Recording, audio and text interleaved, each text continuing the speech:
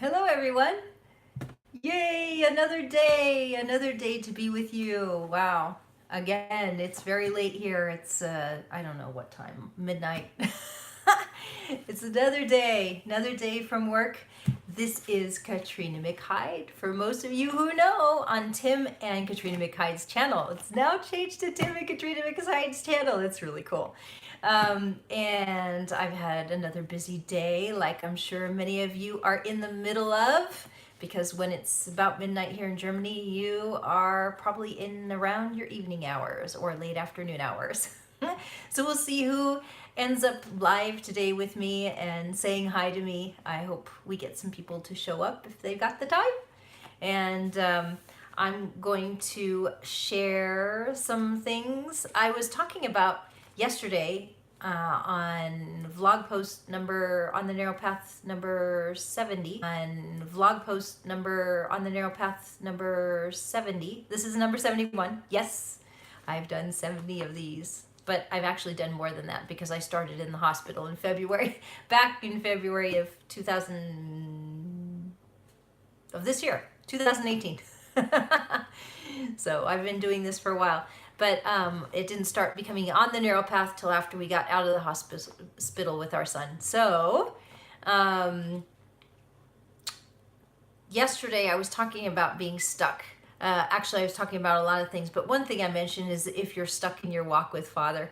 And I was thinking about, okay, what is a good thing? I kept coming back to that, but I wasn't sure what to make a vlog post on today. And it hit me that there's a trick that I have about getting unstuck. So if your life is not working, let's say you've got a problem that refuses to get solved in your life. It's chronic. It's been there for a long time. Or you're really, really bored because things are not moving. Nothing's happening.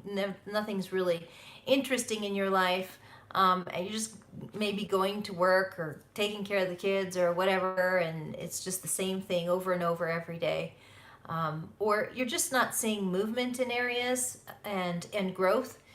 So this sort of came up as an idea when my mom has sent an email that she showed me to somebody, and she was sharing about me about how when we have a group fellowship, and when I pray, that it seems she wishes she could pray like me, that it seems that I'm very genuine praying for people when there's prayer requests, and she wishes she could have that. That only happens with time, and I can share with you how I got there. First of all, I realized I had trouble praying. I mean, I've been a believer all my life. I was conceived into being a believer, but it just, sometimes prayer is just really hard, especially when you have this view of God that he can be mean, or you've had it, trust issues. So definitely, first of all, to get unstuck, pray when you have trust issues about Father. Like, why are things bad? Why are you allowing bad things to happen? Ask him, but ask him with an open heart, not in a judgment question. So ask him, say, Father, I don't get it. I don't understand. I don't understand what is happening in this world and what's going on. And it really hurts me to see everything happening. If you pray that way, then you're leaving an opening for Father to share something about himself with you. And sometimes it takes a while for that to work, but it is possible. I think I'm having a problem with internet tonight. So although this is live, if you're getting cut off, I'm truly, genuinely sorry. It's still recording. You'll be able to come back and work with it. I think we're getting new cables laid down in our neighborhood, and so it might be a little more difficult tonight at least, but we'll see. It should have been done already, but Tim was saying that the internet was kind of a problem all day. So I'm sorry if you get knocked off. Please stay with us. And it's not typically this way, but today we might need a little more patience. I pray for the line. Father, help with the line today. So we'll see if we can get to go. Hello, I'm so blessed is here. And I saw Thomas here too. This is awesome. So yeah, I'm talking about prayer and how to get unstuck. So I want to share that with prayer and being stuck in life. Actually, you hear people say all the time, well, if you're stuck or if there's something wrong, then just go pray to God, right? And you're like, yeah, well, my prayer life is hard. Like, I don't feel like I'm getting through to God.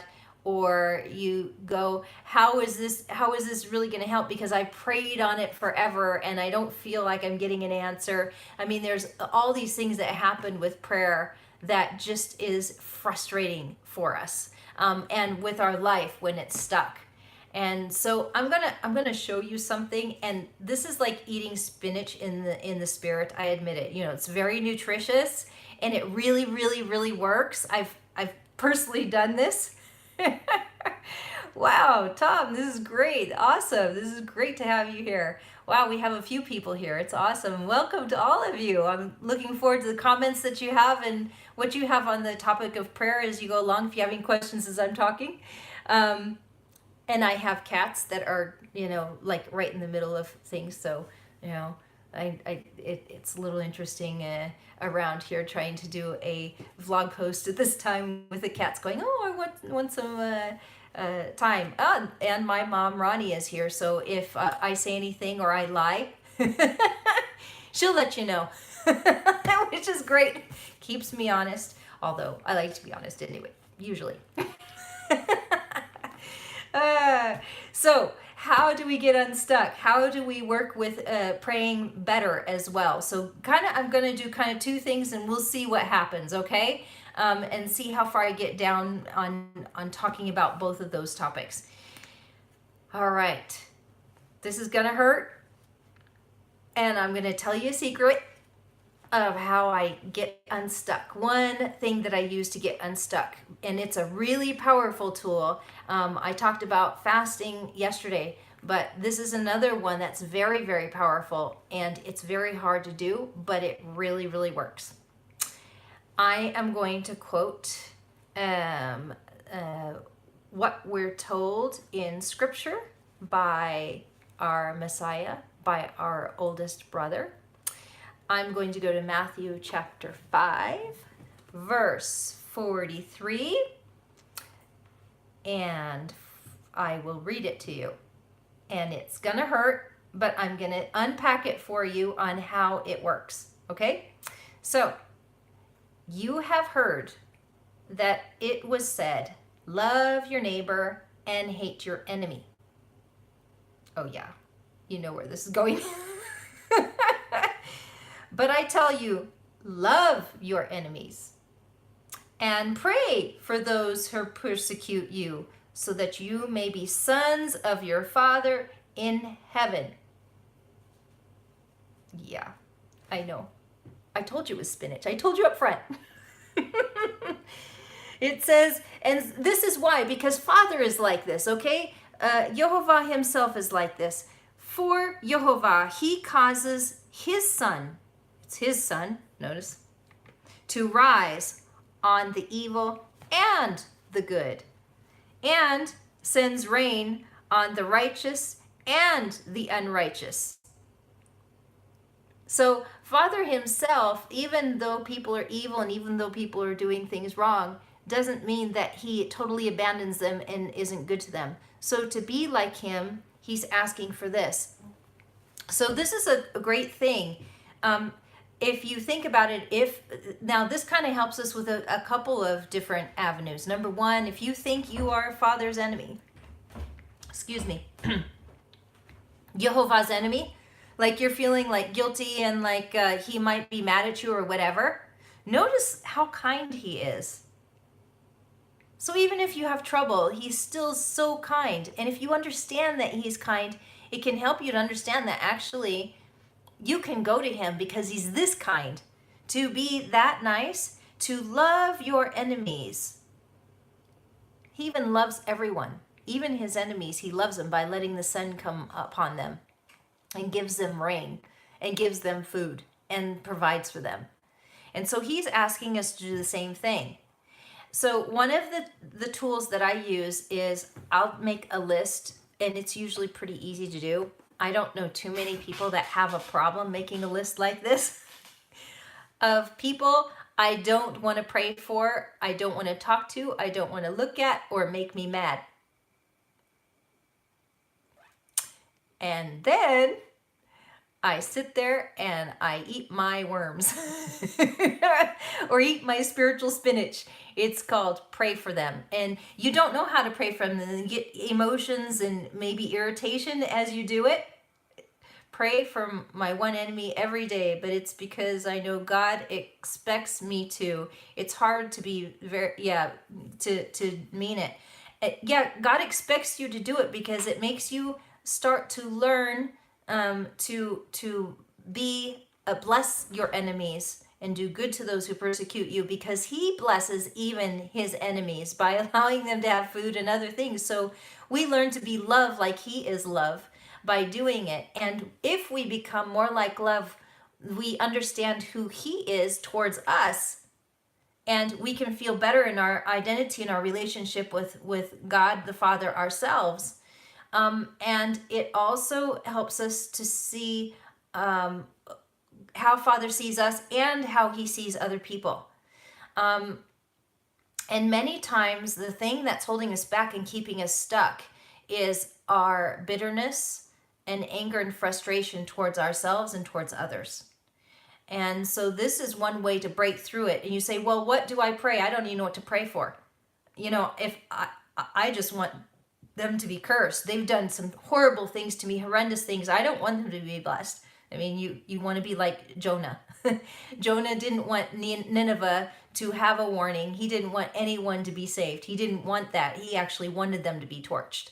And he knew, if you read this, Jonah's a short book. It's a great book. You'll see that he knew that Jehovah was so compassionate, and that if he actually went to Nineveh, he would have compassion on the Ninevites. Now, the Ninevites at that time had killed a lot of Israelites, probably some very key people in Jonah's own life. So to be told to go to a foreign country and warn them that God was about to judge them, he says, I know you're compassionate, God. I don't want to go. I don't want you to have compassion on my enemies. I hurt too much.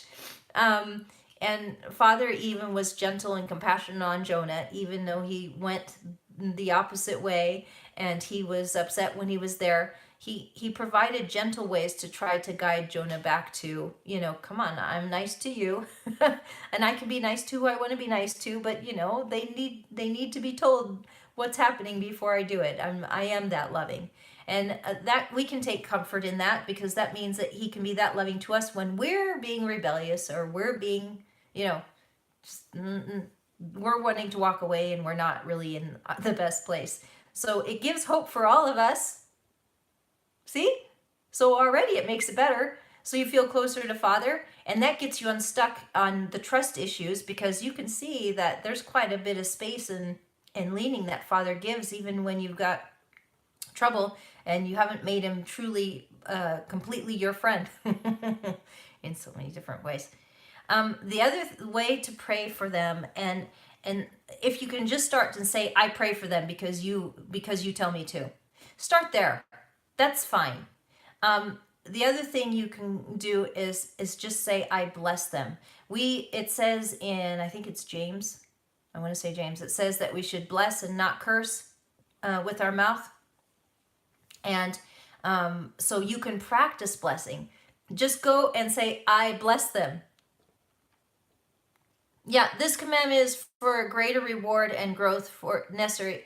It is a greater reward, but at the same time, when your life is stuck, and things aren't moving for you, or you have a problem that's chronic, I was talking about this a little earlier, to get unstuck means to do some things that in the spiritual realm in a different way that can get you unstuck. So if you are having problems yourself, doing things more that Father tells you to do that are difficult to do helps you get unstuck, because it helps you develop and see things differently. And many times the reason that we are stuck is because we ourselves are seeing things not the way Father sees them. We're not seeing ourselves the way Father sees them. We're not seeing others, or we're not seeing him as he truly is. So we have to break that up. It's a blindness on our part that we need to have broken up. And this tool is one of those tools that actually breaks up our sight where we're at now, so that Father might be able to put sight into you that's different. So what is important is to get movement in the spirit, because when you're not moving and you're stagnant, it's number one, very frustrating, but many times we start hardening our hearts. We start to just kind of go through the motions, and we might do the formalities of our walk, but we disconnect emotionally to it. And the whole idea of walking with Father is to worship him. Worship is about your walk. It's about how you do things in spirit and in truth. So the spirit, you want to have your heart attached to what you're doing, to do something with your whole heart as unto Jehovah, as well as in truth. So that takes education as well in truth. So trying to get your heart activated into it, to get activated to where you're doing something really hard, is making your heart come back online. Your spirit to come back online, and to feel the feelings. And it's gonna hurt, but it will definitely get you unstuck. And Father then can start moving you into healing that you need in order to see things move in your life. Because typically the reason things are stuck is because you're stuck. So this helps you. Help me to help you. All right, so in the middle of praying for these people, and you can get past at least going down the list, say bless so and so, and I don't want to do this, and bless so and so, and bless so and so. So you can go down the list that way. When you can stomach it further and breathe and eat more spinach, spiritual spinach. Say, Father, help me to see this person as you see them. Help me see how you love them. Help me see how to forgive them. I want to forgive them because I want to be forgiven. Honestly, at first it's selfish. I'm just being honest with you. Being honest with Father. And be genuine with him. He knows it all anyway. He's wanting you to be there and to be real before him. Excuse me. And so you can take the time to be real, because he knows it all anyway, and tell him what you're struggling with. You know, the thing many times that we get bored with in prayer is that we think that we're boring to listen to. When we talk to our best friends and we tell them just about anything, or we just want to listen, and we go up like, oh, tell me everything. Oh, tell me that story again. Wow, that was interesting. That was cool. That was just really bad. And you have someone giving you eye contact, and someone really excited about who you are and what's going on for you, just looking at you, and you can see with their eyes, they just appreciate you and really genuinely enjoy being with you. That's Father. He loves us, each as his little children, and he takes much joy in us. And if you can get that visualization in your head when you're in prayer, then you can sit back like you're talking, like we're talking now. You know, I'm very natural at talking like this because I feel comfortable with you. You know, and so you have relationships that can be like that, where you just feel comfortable. And so it's the same way with Father. And so I can talk like this, and you can learn with practice and ask Father. The biggest thing that you can do if you have a problem with your prayer life is say, Father, teach me how to pray. Help me to be able to pray. Help it to be more natural. Help me to know how to do it. And then be willing to do the hard thing of practicing and do it over and over again, and keep asking, okay, teach me better how to pray. So he wants to teach you how to pray, but you have to practice, and you get better with time. And sometimes you run into hiccups, but these are the type of things that get you unstuck. So I realize that, this is tough stuff to do, but, I've had situations lately where I've had certain people that have been super difficult to deal with. And they are doing things that really turn my stomach. And it's very difficult for me to even do this. But I know by doing it that there's so many people that are under so many curses. They're under so many people against them, or they're doing things that are not blessable because of past hurts for themselves, generational stuff that's going on. There's so many curses already happening, and Satan just loves everyone to be cursed. That I hate Satan so bad, and I hate his way, and I hate the destruction he's had in my own life, that why would I want to use my mouth to destroy somebody else in the same way? Anyone, I don't care who it is. Why would I give Satan the satisfaction? So for me, I think that the best way to counteract all of the darkness in this world, through all the curses that we've thrown on one another, and all the curses that our generations, our family members have thrown on us. How many times have we cursed out a family member, even just in our head? We don't do enough blessing. So why would we not want to go ahead and do absolutely opposite of what we already know doesn't work? It doesn't work. It doesn't work to be throwing around curses at everybody. Harboring hate doesn't affect my enemy. He doesn't care that I don't like him. It only affects myself with health stress and lack of peace. That's only partly true, actually. Your words are very powerful. I don't know where the verse is, and I can't look it up because I don't have my computer here. Maybe somebody can, get on their handy or whatever and look this up, and I can read it. But it talks about how the tongue is very powerful, and that we should use it for blessing and not for cursing. Everybody in Scripture that talks about blessing and cursing know that there's actually very strong power in what you say in words. And people were scared of being cursed because there is power in being cursed. When you curse somebody, there is a power behind it that happens. And so it's not just you that's bound up. It does bind you up. And especially if you are cursing from a lower place and God isn't asking you to do it, which is rare that he would, then you're outside of God's will.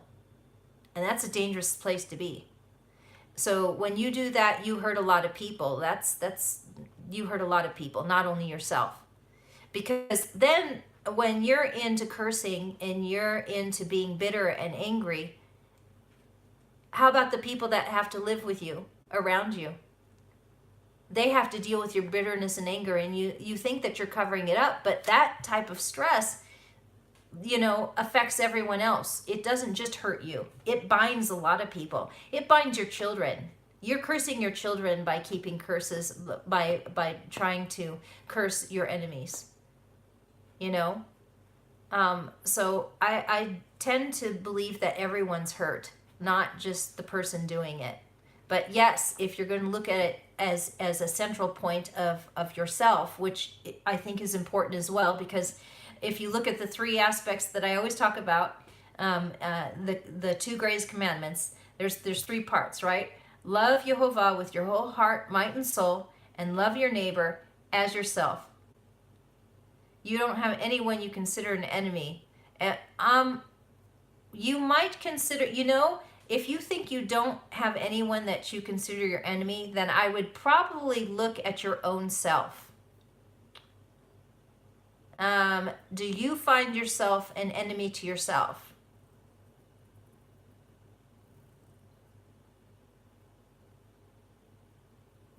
And you can also ask Father to reveal some deeper things on how, if you don't feel like you have any enemies whatsoever, that is awesome.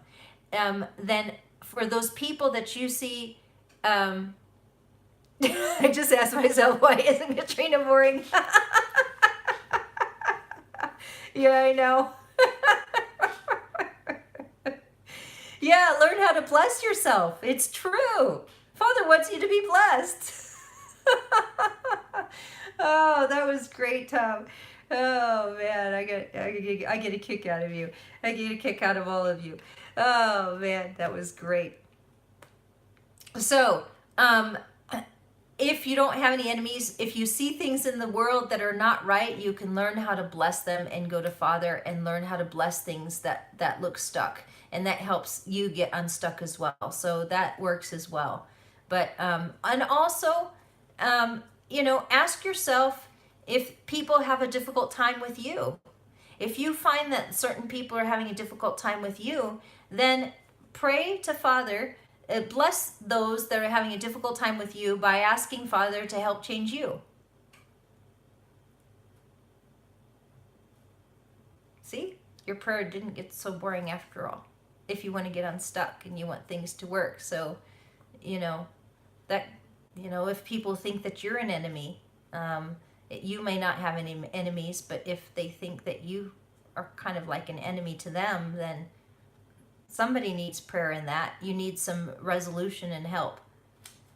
Talking and realizes because of the passion you have for what you teach, share about. Of course, I'm interested.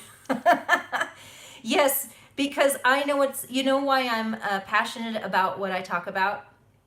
Because I have been imprisoned. I have been in places where I'm stuck. I have been in areas that in severe deep depression. I have been where I feel persecuted and near death. I have been where I feel like I'm in a black hole and I can't get out. I've been where I feel like powerless to be able to help myself or other people in powerless situations. I've had these feelings just like the rest of you. And Father has been so good to me. He's been so good to me to show me some things. They're hard to do, but if I practice doing them, has been able to change my perspective of life to where I don't feel so hopeless. I don't feel like it's about my power, but it's about His power, and I can trust Him to make everything that is wrong right. The world is unjust, it's unfair, and you're going to be hurt. You're going to suffer. And that's what I don't like about what many people who speak about Scripture. They talk about the good things, but I'm telling you, you're going to suffer. You can suffer in a few ways. I suffered and suffered good and it ended up in depression with that suffering. And I know many of you have things that you start to feel hopeless and futile. Remember, I've been talking about futility for the past couple days. We don't have time for futility. This physical life is temporary. Thank you, Jehovah. This physical life is temporary. This flesh, thankfully, is going to be glorified. And we won't have... I don't know what's going on with my throat. Excuse me. We won't have the pulls of the flesh forever. And we'll have glorified bodies and things will be different. So right now, with things pulling at us, we can work by faith in different ways and develop things that later, when we see the face of Jehovah, we'll not have the opportunity to do by faith and by as full choice as we have now. So to become more like Father because we choose it, instead of realize that, Father is so open and we can see so clearly, there is a higher reward for those that choose it now. So yeah, I'm passionate. I'm passionate because I know what it's like to be in the ditches, and I know what it feels like to get some relief, like, water in the desert. And to me, the things I'm talking about is the water that Father gave me, and sometimes it tasted really bitter, but it was the thing that I needed in order to feel better with time. It was the medicine I needed. So why would I not want to share that passionately with everybody that wants to hear it? So I am very passionate. I'm passionate about you. I really am. I'm passionate about all of you because I know how difficult it can be. So I hope that helps. I hope that really encourages you on something you can do if you feel stuck or a situation is stuck.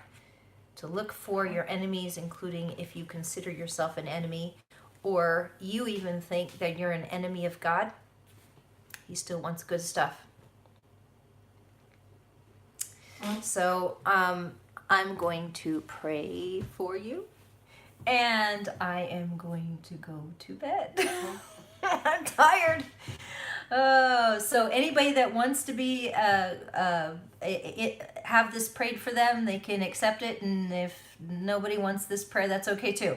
All right, so be included if you so choose, and include anyone else.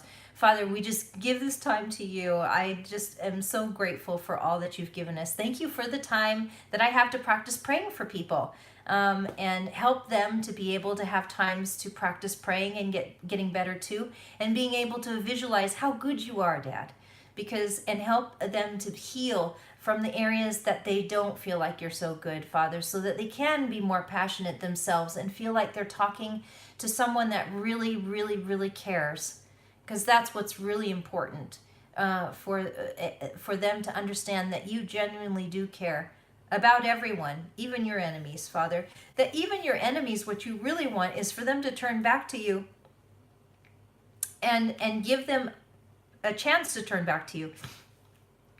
You don't want to do evil things to your enemies that are in physical form. Humans, like humans. I'll be very specific. You want what's good. So, Father, bless our enemies. Help us to do good to those who persecute us. And help us to do good to ourselves if we're trying to persecute ourselves.